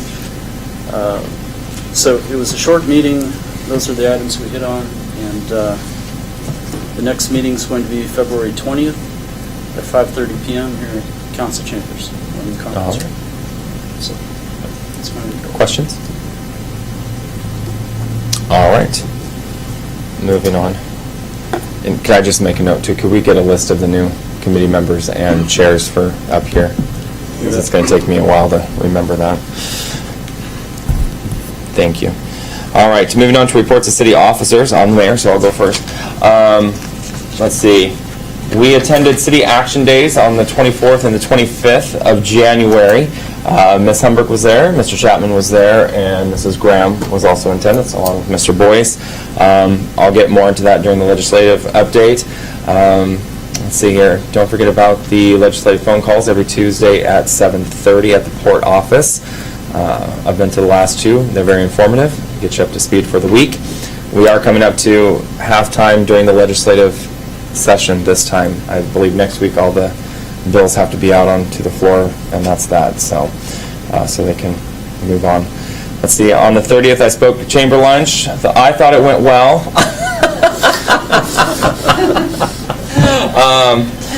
There may be some others out there that might have something else, but I nailed it. The executive staff was also in attendance, which was good. They all showed up. They were my backup in case the tomatoes came out. I had somebody to hide behind as we were running out the door. So I appreciate the invite, so pass that on to the chamber. Also, I met with Mr. Randolph last week. He's been here for a week now, new face to the table. We appreciate you being here. Thank you. We covered a number of items that will be coming forward at a later date. Let's see here. I've got a lot tonight. The 7th, this week's a busy week. So the 7th, I'm having breakfast with the business chamber at the port office again. I appreciate them opening up the doors for us. Thank you, Ms. King. And also the evening of the 7th WQCC meeting here in the council chambers. Mrs. Ripp isn't here, but she's been helping me with doing some research on the WQCC meetings. I thought the last administration had started that, and it goes back to Mayor Blum's administration. I've been doing my homework and trying to get caught up on the route of the group, and I'm planning, so everyone knows, a hostile takeover. So once again, all positive, of course, because the city has a lot coming up in the next couple of years, and I think that the city should be driving that group at this point and calling everybody together to the table so we can all be on the same page, at least just driving it, not a hostile takeover. Let me take that back. Just driving those meetings and making sure that they're happening. So we've got a lot coming up, and everybody needs to be on board with the school district and county and everyone else. Let's see, council retreat this weekend. The only one we've heard from is Mr. Fredericks, so I know that everybody's coming, but Mr. Boyce. Also, Councilmember Rounds. Oh, she sent something. Agenda items. Well, she's not here to defend herself at this And point. I've had discussions with Councilmember Humbert and Councilmember Graham. So discussions have happened. Okay, good. Thank you. Well, then I take back my comment that Mr. Fredericks is the only one we've heard from. Sorry. But the agenda, when will the agenda be out? It is out. We received some comments from Councilmember Fredericks today. We hope tomorrow afternoon the agenda will be out as amended. Good, okay. So look forward to the 10th. Mr. Fashing has left, but he'll be proctoring administrating the meeting, I guess, being the wrangler. So we all get along. It'll be great. It'll be a good time. And then also next Tuesday, State of the City address. Woodland High School will be my first one. Everyone's invited. I hope everyone attends. It was brought to my attention I did not invite City Council. You are invited. I encourage you to come and sit in the front. So that happens at the high school. Doors open at 6:30. Partnering with the business chamber, they'll be introducing the president. Erica Rodman will be there as well, and then also staff will have some things for those that attend to look at. So I encourage everyone to come on the 13th at 6:30 over at the high school. And with that, I think that's all I had tonight. Let me make sure I hit everything on here. March 5th, there's going to be a public comment for proposed 2.5% rate increase on garbage and recycling, which will hit your June bill. I want it made very clear this is not coming from the city. This is coming from the service provider. So I think there might be some confusion out there of where that's coming from, but we're just passing it on. We don't choose how much it costs. Questions? Mrs. Graham. Make a comment? Yes, Mrs. Graham. In regards to your speaking at the chamber luncheon the other day, I hope that everybody comes to the State of the City address and listen to our mayor, his ideas, and jump on board with what's going on with the city. It's going to be good. It's exciting. So please come and listen to him. His speech the other day was very from the heart. He has the city in his heart. So come and support him, please. Thank you, Mrs. Graham. Mr. Boyce. Okay, I'll keep it brief. You mentioned some of the items on the list here. Sorry. But I did want to mention for the retreat Saturday, we're planning a group photo at 8:30 a.m. The meeting's going to start at 9 a.m. So you'll have to be dressed up on Saturday. So. You're welcome. Sweatpants and a t-shirt. It's your photo. Okay. It will be posted online. A couple other events. Wanted to mention the Father-Daughter Ball, February 24th, 3 to 5 p.m. and 7 to 9 p.m. hosted by the Grace Community Church at the Woodland High School. March 31st, the Easter Egg Hunt sponsored by the Woodland Moose Lodge at Horseshoe Lake Park. The only other thing I wanted to mention is, as we talked about late last year, doing a utility rate study. We're working on the RFP for that, and that should be coming forward soon. So I'll leave it at that. Questions for Mr. Boyce? All right. Ms. King, can I put you on the spot? Can you share some good news with us, please? I don't want to steal the thunder, so I understand you had a meeting with the commissioners. Our partnership. Oh. There we go. I'll throw the nugget out there. Go ahead. There we go. Wow, That was the wink and the nod. are you tracking me? Yes, I'm now? tracking you now. Yes. The commission is fully on board with the feasibility study. We're very excited about this partnership of working with for the Lewis River Valley Industrial Park. Yes, nailed it. Okay, and so the commission has committed to finance beyond what the city is able to finance. I think you guys have allocated $125,000. We will finance the rest of the study to ensure that the proper applicant or consultant is selected, and then we can move forward. Awesome. We appreciate that very much. I wanted to steal it, but since you were here, I'll let you share. You sold it. Oh, thank you. I appreciate it. Thank you very much. I'm looking forward to it. All right. So good news. We're moving forward. We're working. All right. Mr. Randolph. Sir. Anything? Nothing to report. All right. Happy to be here. All right. Thank you for being here. What's that? Oh, yes, this is Mr. Frank Randolph I'm going to Wallstead, and I can't say the last Merchant. Thank you. Merchant. Has been here about a week, I would say, maybe a little over a week, helping us out here and replacing Mr. Ealing. So we're happy to have you here, and we're excited to move forward and have you on the team. Thank you. So, thank you. Welcome.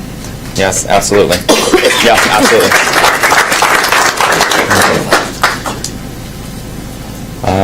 Let's see. I've got Mrs. Ripp's report here. I think she left it on your desk. I'm just going to... You got this? Oh, you got it. Sorry, go ahead. I got it. Got it. Go ahead. Mrs. Anderson. We just wanted to talk about accomplishments that the clerk treasurer's office has had. The state auditors were here. The audit was a clean audit, and it will be on the website this week. The next audit will be mid-2018 for the 2017 period, and we're moving to an annual audit instead of a 3-year audit, which was a bit difficult, but just changing that up. The mosquito control district, voters approved in the city of Woodland approved the mosquito control district, and so they will be, Mr. Mayor Finn will be recommending appointment of a city representation on tonight's agenda. The 2018 tax levy was received, and we have the certified numbers. That will also be on the website this week for anyone to look at. The AWC retro program for the workers' comp program, the good news, we got a small refund, $1,613 for their workers' comp program, which offsets the premiums that we pay. This is due to excellent performance of employees in the city safety program. We have applied for a local records grant for funding to complete a large records and archive project in 2018-19.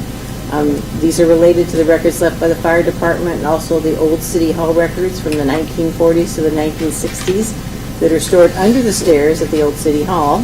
We're hoping to get that grant. We also wanted to tell everyone about the seamless docs. We've created 125 forms for use by staff and the public. It's estimated that we saved 386 hours by internal staff and $7,720 in reduced labor from lowering processing time. The newest form is a utility service form that's currently being used electronically with the Public Works crew and the Clerk Treasurer's Department staff. This is a newly implemented efficiency. We also got new copiers at the Public Works and the police station. I believe we got them. Did we get them, Tracy? Yes. Okay. There was some problem with them taking away the old ones. And we wanted to say kudos to the staff and elected officials for their sponsorship in the annual chamber installation banquet. Oops. Where else did it go? There we go. Also kudos to, from a utility customer to utility clerk Thomas for outstanding customer service relating to resolving their online payment issue.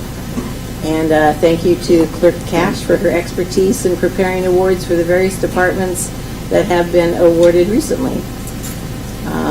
Upcoming projects, City Hall server replacement is underway. There's upgrade to various software systems, including payroll, utility billing, fixed assets, backflow, and cash management. This will increase efficiencies and add needed upgrades. And we're currently going out for bids for janitorial service, bids for paper of record, the legal ads, and as the city administrator said, we're going to do a utility rate study. We have a request for proposals for a new city website. All right. That's all. Questions? Mr. Fredericks. Just a kudos on the seamless docks. Those are the types of things that I put in my request for us to discuss on Saturday. I'm hopeful that we can come up with some more ideas like that. Is there a plan on the local records from the 40s and 60s, if you don't receive a grant, to start working on getting them into the archives? Yes. Okay. We're hoping to get that going. Okay. Thank you. You're welcome. Questions? More questions for Mrs. Anderson? All right. Chief Kelly. So before I get into my formal report, I'd like to thank the mayor, the city council, department heads of the city of Woodland for the privilege of allowing me to recognize some of my guys in front of you. It meant a lot to the employees. They're outstanding employees, and I'd like to do that more often, but I know time is precious. So, thank you. Thank you. So, back to the good stuff.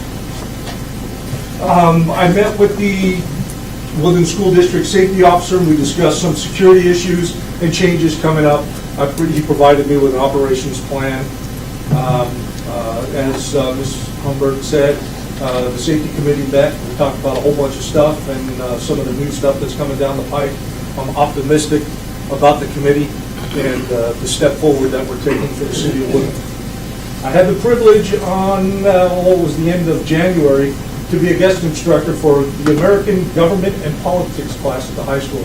Awesome. That was great. Good feedback, good participation. The students were engaged the entire time. Saturday, we had a Cub Scout troop come through the PD, and so we were able to show off our wares. Sergeant Keller did a great job. We had 12 scouts and a parent and a bunch of parents, and it took about 30 minutes to do a Q&A, so it was a good PR for us. My new hire update, our background investigation is complete. Monday, he'll be taking the psychological test, and then we'll go through a chief's interview and then the physical exam, and hopefully by the 1st of March, we'll have an employee on field training operations. So, awesome. January 20th, Officer Casey, Officer Pedora, Sergeant Lip, and I had a conversation with the Presbyterian Church about active shooter awareness. And we continually offer those services to businesses in town. Fortunately enough, they were the first ones that took us up on it. So we had a conversation about active shooter and building security in general, what the good things that are working around the nation, and also some of the unfortunate outcomes of some of those things. We're working closely with Public Works, Sergeant Keller specifically on some issues that we're having with the building, and Ms. Coleman is taking care of those. And Sergeant Lip continues to work with the Clerk Treasurer's Office to provide us with, or provide me with, continual updates for the budget. And I'm out. Nice mic drop. Mic drop. Questions for Chief Kelly? Mr. Fredericks. Who is responsible for the signs regarding when you come into a school zone. There's one heading west, which everybody sees. It's kind of covered by the trees, though. It's a little, and then there's a police officer that typically is in the middle. And then Is that the high school? Or? yeah, I'm referring to the high school. And then I see the police officer in the middle who's doing traffic control. And then at the far end on Beach, is it Burke? Burke, it's Burke. If you take right off of Burke to head, like if you were heading to the roundabout, Taco Bell, Walmart, there's no sign that indicates that that is a 25-mile-an-hour zone or a school zone. That sign is on the other side of Burke into the county. And so I don't know who looks at those types of things, but someone ought to take a look at it, because if you're coming from Burke, you miss the sign. We'll do. I'll take care of it. Okay. Yeah. I'm sure there's distance, and I don't know offhand for specifics to once they enter a school zone. So there's probably a distance issue there, and we'll address that. I'll work with Ms. Coleman on that. Okay. To address that concern. I appreciate that. Thank you. Yep, thank you. Any other questions for Chief Kelly? All right, thank you, Chief. Chief Jackson, Yes, Mr. Mayor. you're up. The station is moving along. It has been, so we've got most of the issues sorted out with the contractor, which has then allowed us to do the additional pieces we knew we needed done. So a huge thanks to Ms. Coleman and her team of Public Works for really moving that along, even through the few little issues that we have. So we anticipate we should be in there hopefully by the end of this month, full-time on this facility. Other notes, I think we mentioned before, we put an extra crew in service. It was our voters in the district approved us to restore our levy rate to prior levels, and our workforce also agreed to work more hours for the same amount of pay, which allowed us to put an additional crew in service around the clock. So although that crew is at our Charter Oak facility, it has impacted us district-wide as far as improved and increased unit availability, as well as decreased response times, especially for second and third calls that come in within the jurisdiction. So that's been helpful for us. And along with that, we've submitted that information to Washington Survey and Ratings, and we should have some formal information coming out from them that will have a positive impact potentially on insurance rates within the city. We approved our classification by 1 point on a scale of 1 to 10, moving from a 6 to a 5. So that could have a positive impact on insurance rates within the city as well. We've had some work with our community smoke alarm program. We had hit neighborhoods around the district, including several in Woodland. Unfortunately, we exhausted the supply of smoke alarms we had when we were halfway through the Woodland East community. A resident there donated $1,000 to the cause, and our association donated an additional $1,500. So we're able to procure smoke alarms. We're going to finish that and then continue on with other neighborhoods in the community and make sure we have the goal of having working, up-to-date smoke alarms in every home. So that's moving along, and we're getting good community support from that. And that's all we've got, unless there's any questions. Questions for Chief Jackson? Are you going to be able to, I have a question. Are you going to be able to finish that program with those smoke detectors with that amount, with $2,500? Yes. Okay. Well, it's kind of an ongoing thing. We targeted neighborhoods and parts of the community that had a higher need. We'd like to hit the entire community.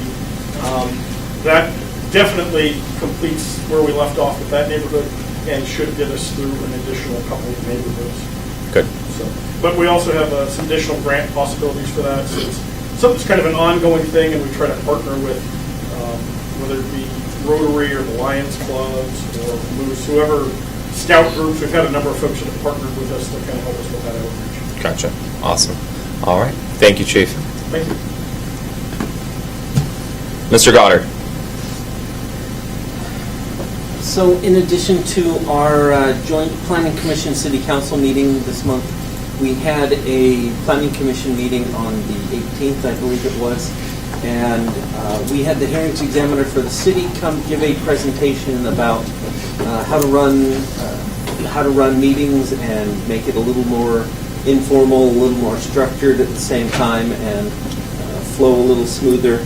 And so it was a really good opportunity to talk about how other jurisdictions do it and how it can be changed, modified. We also had a chance to talk about some of the rules for how the Planning Commission operates. They were not able to adopt any new rules because they didn't have a full Planning Commission at the time, so it'll be at the next Planning Commission meeting, which is scheduled for the 15th, and so they'll be taking that up again.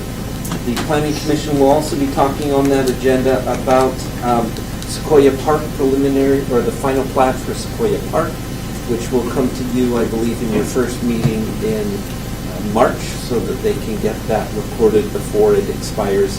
Their deadline is coming up in April, but we're about a month and a half ahead of schedule, so that if any hiccups come up, we'll be able to get that taken care of.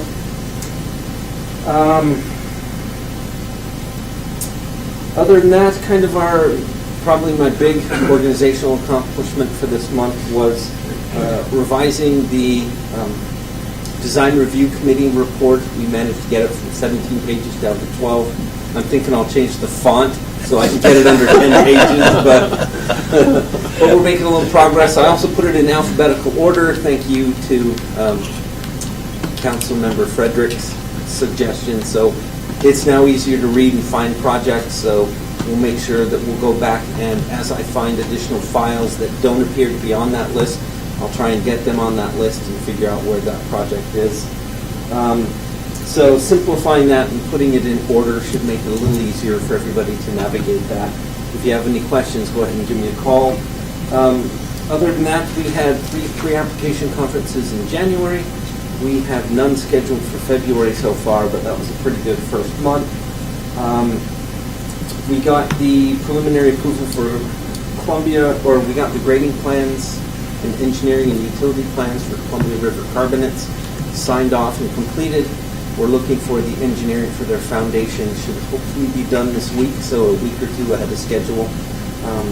And then the big projects for probably the next week, hopefully this week, we'll get to the court's admin building should be approved, the site plan this week, and then also Columbia Precast, their expansion this week. So awesome. Again, starting to get some movement and get some things off the table. Good. Thank you, Mr. Goddard. Questions for Mr. Goddard? Mr. Fredericks. Just a comment, I appreciate the small change that was made to that document, made it a lot easier to read. I appreciate that.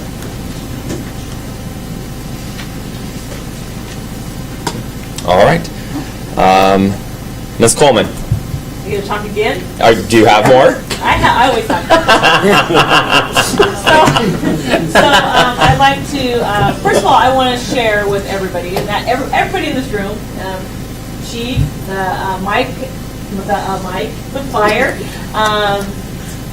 the port, the mayor, the council, everybody, Pete, the administrator, everybody's sitting in this room, some of the residents that we have here. Since I've been here, I've been able to do my job fairly easily because of all the support from everybody in this room. And I thank you for that, because I can't do it without the support. Now, I'm not going to say I don't get complaints as well, but with that being said, I take complaints very seriously for the city. So if you have something that you need done or you have a problem within the city, I always ask that you come to me. I'll do the research that I can to get the answers for you. I find a soft heart for one of the speakers tonight who came in, one of the residents who had a complaint in regards to our water system. I want to assure you that I've been working with that individual resident since I've been on board. I've done research. I've brought the Department of Health, engineers, water treatment plant operators in to answer her questions, and I've gone to her home to do water tests. We flush the system. We're doing everything we can to resolve her concern for the water. And whether concern is legitimate or not, the point is that we're here to help you at the city, and so we'll do whatever we can to make sure that we're within the guidelines that we can to solve that problem. So with that being said as well, I wanted to share a little bit more about the applicants that we had for our water treatment plant operator too. We went above and beyond to try to find somebody for that position. We actually I actually hand-signed over 100 letters and solicited all the water treatment plant 2 operators within our surrounding community sent them individual letters, asked them to apply, asked them to contact me to take tours of the plant, to try to solicit the workers here, with not much avail, but that's kind of what we're working on as well. And then also, grants. Grants. So we are on a mission this year, since we've kind of gone through some staffing changes, to apply for as many grants as we can for the city, to bring dollars into the city, because we don't have a large revenue stream, to try to accomplish to get some of the streets done, the sidewalk connections, repaving, trees, anything we can to make the city a better place for you citizens as a whole. So Travis has grant writing application. We're working together. We've gone to grant meetings. We're attending webinars. So we're doing everything we can. I know Jennifer's offered to help, everything we can to make sure that we get some money here for the city to make the city a better place for you all who live here. So I just want to say thank you, and that's all I have. Thank you, Ms. Coleman. I appreciate all your hard work. I appreciate everyone's hard work I at that table. appreciate everyone's hard work. I love the team. Thank you. No, thank you. Should we take a break and hug? No. Where's the cake? Where's the cake? Yes. Questions for Ms. Coleman. Mr. Fredericks. Just a comment that your attitude of service is by far, and nothing against the people that have sat in your seat prior to you, it's through the roof, and it's awesome to see. And I've received a number of positive comments. I am glad you're here, and I'm thankful that we have your type of personality in the chair, because I think you're doing fantastic work, and I appreciate it. All right. I hired her. I just want to, those comments, I'll take those. No, we appreciate all the hard work that the executive staff does for the city. Couldn't do it without you. All right. Moving on to reports of advisory committees. Kalis-Waukiakum Council of Governments. Ms. Humberg. I was not able to attend the last meeting as I was at the AWC City. Okay. So I don't have a report. Our next meeting is Thursday, the 22nd at noon in Kelso. Awesome.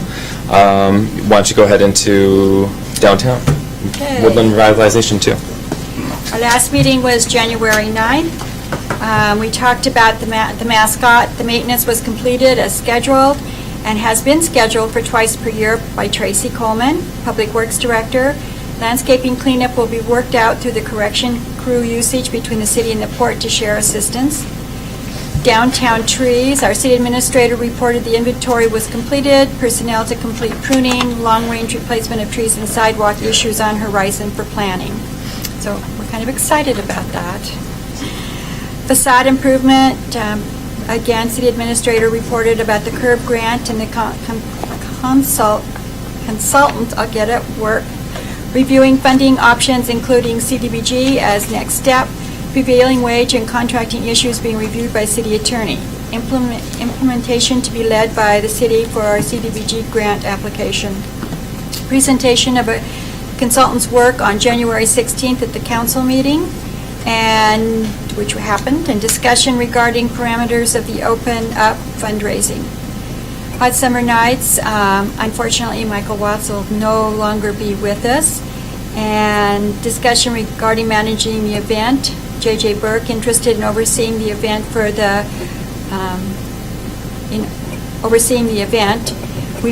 Jennifer moved, and I seconded the motion to hire J.J. for 1 year. And there wasn't any new business, and we adjourned at 9:50. Our next meeting is next Tuesday, 9 o'clock at the port office. Tomorrow? No, next Tuesday. Next Tuesday, okay. So I've got some stuff I'm going to send over. Okay. But I thought the deadline was this week, so just to get stuff on the agenda, so I'll get it over there. It's next Tuesday. It's next Tuesday, yeah. Gives me a little bit, that helps me, for the 13th. That's with my timeline. All right. AWC legislative update. So we were up in Olympia last month for a couple of days. We did not ask our legislators for anything while we were up there. I know that may come to a shock to some, but we made the rounds and told them thank you. And then asked them. That? Yes, go ahead. And they were shocked. We didn't They were ask very anything, shocked. and that we thanked them. They were pleasantly surprised. The tension in the room immediately went out. They don't want anything this time. Good. I don't have to tell them no. But follow up with that was, what can we do for you? You've done a lot for us. You've done a lot for our community. How can we help support you in your mission and your cause? Because we will be coming out next year with a long list of things that we want. This year, you're getting a buy. So I think it went well. I think it was well received. I know Senator Braun, you could see him just kind of sit back and go, okay, I can have this conversation. This is good. But it was all well received. I think it was an important trip. We sat through a number of presentations and brought back a lot of information. I think that we're all jazzed to get going. As you can tell by the staff that's sitting here at the desk, we are working. And I'm not just saying that, we're getting after it. So it's good stuff, and I think that the community is going to start seeing some good positive movement from that. So I'm really excited. All right. Anything else? All right. Chair, accept a motion to approve the consent items. Move to approve the consent items? Second. Moved by Councilmember Humberg, seconded by Councilmember Plaza. Will the clerk please take the vote? Councilmember Plaza? Aye. Councilmember Chapman? Aye. Councilmember Humbert? Aye. Councilmember Fredericks? Aye. Councilmember Jacobs? Aye. Councilmember Graham? Aye. All right, consent items have been approved. Moving on to action item H. Comprehensive Plan Amendment Ordinance Number 1401, first reading. At this time, I'm going to have Mr. Kesa back up to the podium. If council has questions, he is here and available. Actually, I'm going to have him start because I should have provided him that opportunity during the public hearing section portion of the meeting for a rebuttal. So before council makes any action, we'd like to hear from Mr. I just wanted to have a chance to respond to a couple of the concerns that were raised during the public testimony. There was a statement regarding the comprehensive plan and how there was an interpretation of jobs should be prioritized over housing. If you look at Chapter 1 of the comprehensive plan, it provides an overview of the plan, and it also provides a vision for the community. And it specifically states that it does not prioritize one goal or policy over another. And so when decision makers evaluate a plan change, they're looking at all the elements of the plan and finding that balance, like balance between housing and jobs. So if you look at the vision, you can see how that's reflected. It states, Woodland has a profound commitment to community values, prudent planning, and careful execution that preserves resources and maintains the integrity of family neighborhoods. It goes on to say its vision reflects its history and deep commitment to the preservation of those attributes that have made it a successful and welcoming place to live and work. There was also a discussion about what has changed in the community. Is this comprehensive plan amendment appropriate?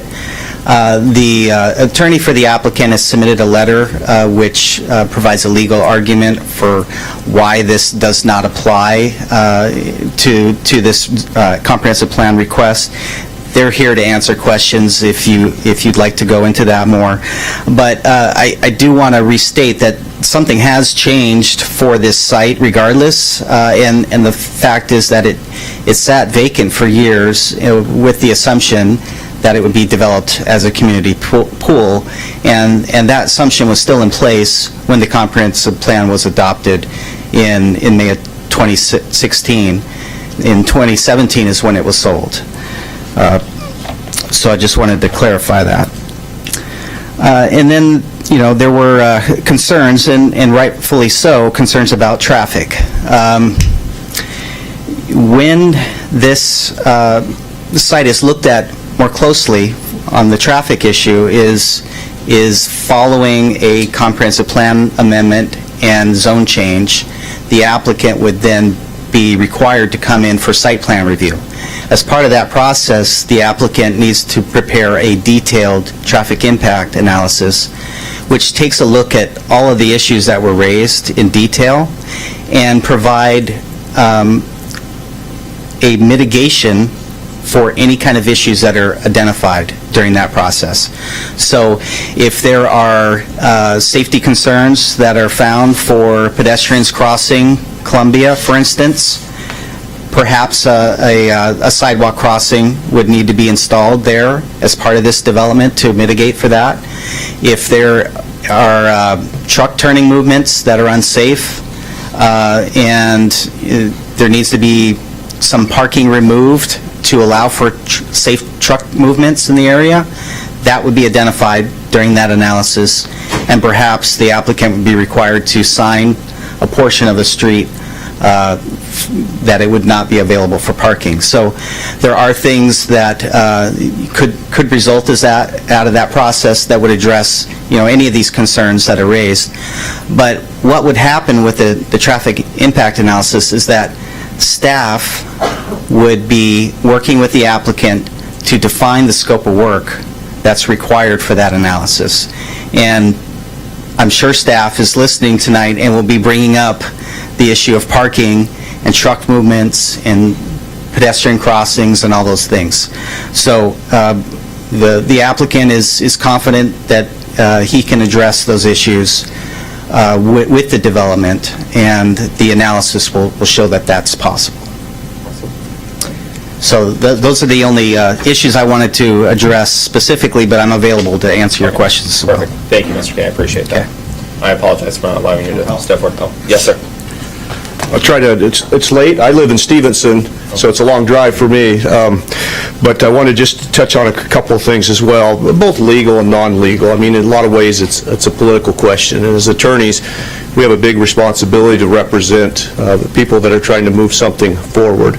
My background was prosecutor of Skamania County for 9 years. Sitting here tonight, it reminds me of all those meetings, planning commissions, those type of things. So first of all, my hat's off to you for the volunteer work that you do. It's hard work. Oftentimes, you've got to look at people in the room and then remember all those folks that are sitting at home that came out and voted for you because they can't make every meeting. So there's a big majority of people out there that are just hoping that you will take all of those things into consideration when you vote. I wanted to go quickly through a quick PowerPoint because the things that you heard, I anticipated you'd hear because I went to the Planning Commission. I'm probably zapping you. I used to, let me make sure I won't hit anybody with that. But it's important to remember the Planning Commission, and they did. Whether it was 2-1 or 4-1, whatever the number was, the process works, and the process was that you had a recommendation from the Planning Commission after giving this due consideration, and their recommendation was that you approve this. Go ahead and go to the next slide, if you would. Woodland has a missing middle. My wife says I don't have a missing middle, and she's constantly working on that. I didn't know what that term was, but the planner explained to me is that you have the low income, and then you have the single-family residences, but you have the missing middle, which is the moderate workforce type of housing. As I understand, since the plan was adopted, there has been even additional pressure on this missing middle. There's a long waiting list for moderate price housing. I think you heard a realtor here talk about the fact that there's these long waiting lists for those people. Insufficient housing supply for certain class of workers. If you go to the next slide, I'll just run through these. The change is insufficient land base to support workforce housing, cost prohibited to develop other land. Sometimes things aren't quite what they seem. On the map, it does look like you have lots of other areas that developers such as my clients could go to, but when you actually start looking at utilities and you start looking at the environmental issues, those things aren't quite what they are. And I think you're familiar with that, and I won't spend any time talking about it, but even on the map, there may not be as much of this middle class workforce housing that may appear on the maps. Centrally located apartment dwellings preferred. I know it's right there by the Safeway. We don't have anything in Stevenson like a McDonald's like you guys have here. Yeah, we used to be about the same size as you, and you've kind of kicked our butts lately. But it's good to have those kind of housings next to your downtown area, your schools, your stores, your businesses. Here's the last slide I want to emphasize. I heard some of the comments I heard was you got to build the jobs first before you think before the housing comes. And there were some comments about a lot of people move to Woodland because the prices in Vancouver are too high, so you're getting a lot of houses and don't have enough industrial land.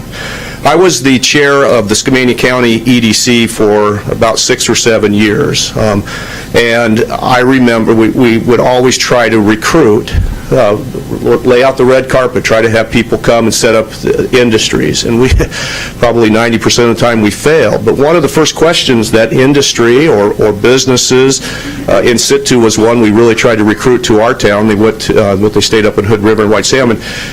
There are folks in the business world, industrial world, that actually ask the question, what are your demographics?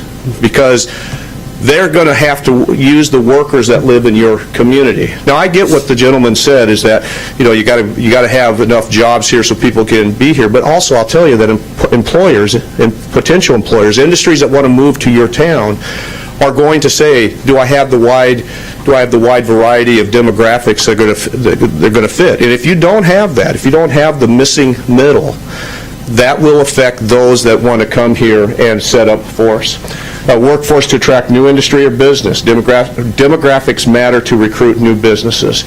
My final point is, we've heard, I think my friend Jamie Housley talked about, this is a lot that's dirt ready and ready to go. But it's been shovel ready and ready to go for a long time. As I understand, the swimming pool was something that didn't pass, and there's some levy there. So there's been a significant change in circumstances. They're already, you look at the map, this property is right next to existing residential.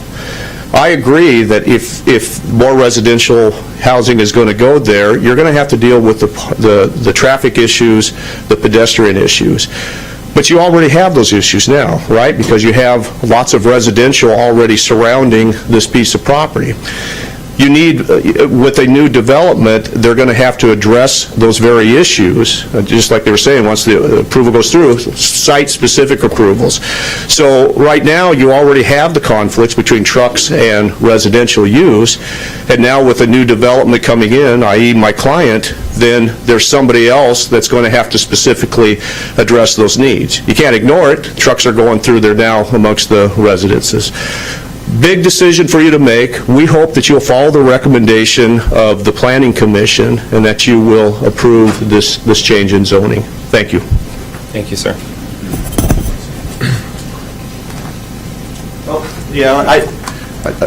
Mr. Housley, who I deeply respect, he said something about Clark County, but I understand this piece of property is in Cowlitz County, but I think I heard Mr. Housley also say that maybe your zoning, you've chosen to follow the Clark County comprehensive plan. But I think he wanted to make sure I made clear this particular property is on the Cowlitz County side, not the Clark County side. Thank you, sir.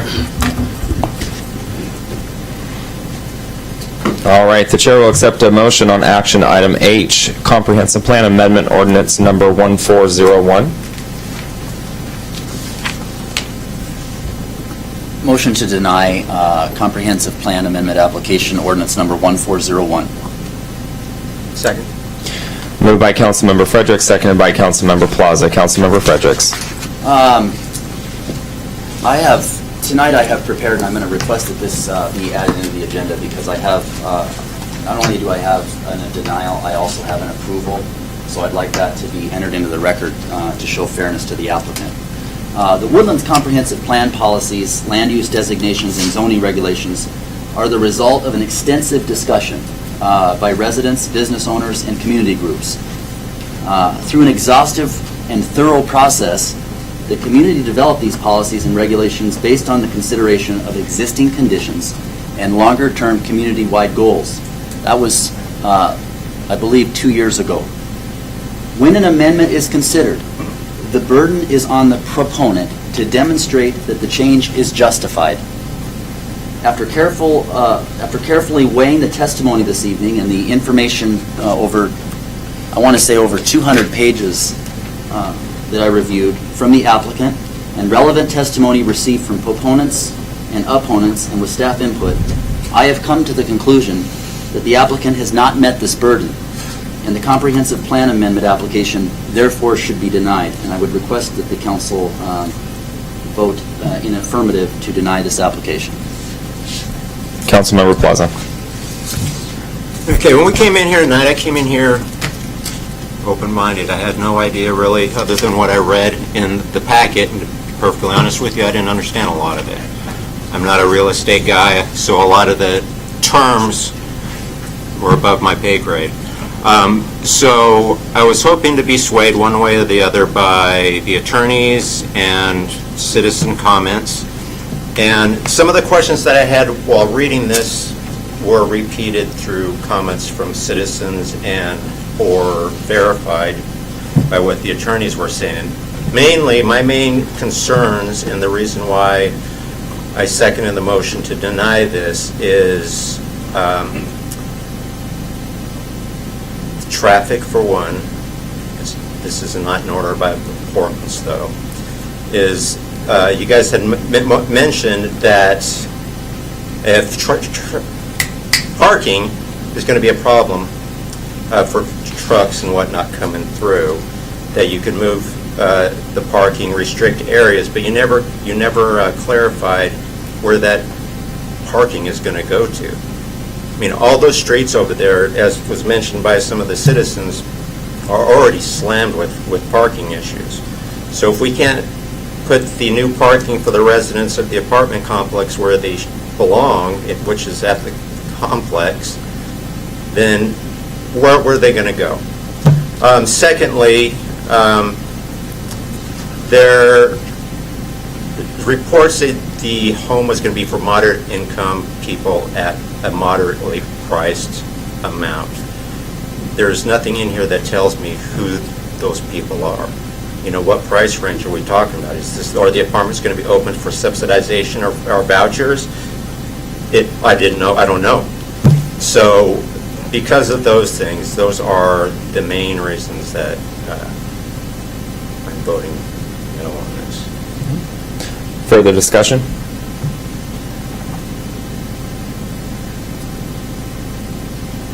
All right, will the clerk please take the vote on action? Yes, Mr. Fredericks. Just to add and just to confirm, a yes vote would mean approval of the denial, and a no vote would mean that you're against the denial. Is that's what we're voting on right now? The motion on the floor is to deny action item H. So a yes vote would be to deny? Yes. Okay. Further clarification? All right, Mrs. Anderson, will you please take the vote? Councilmember Chapman? Yes. Councilmember Graham? Yes. Councilmember Plaza? Yes. Councilmember Fredericks? Aye. Councilmember Humbert? Aye. Councilmember Jacobs? Aye. All right. Chair will accept a motion to adjourn. So Move moved. to adjourn? All right, all in favor? Aye. All opposed? It's 9:07.